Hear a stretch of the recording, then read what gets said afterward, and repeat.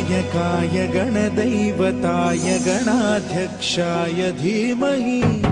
गुणशरीराय गुणमण्डिताय गुणेशानाय धीमहि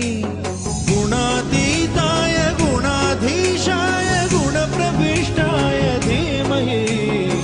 एकदन्ताय वक्रतुण्डाय गौरीतनयाय धीमहि गजेशानाय भालचन्द्राय श्रीगणेशाय धीमहि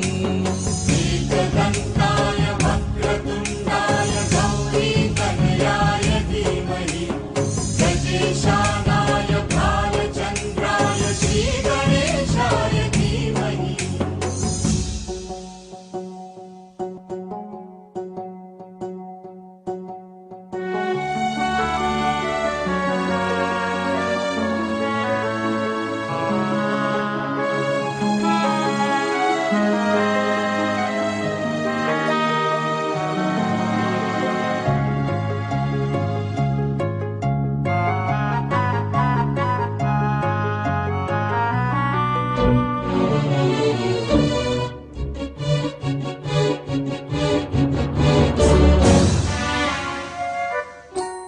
गानचतुराय गानप्राणाय गानान्तरात्मने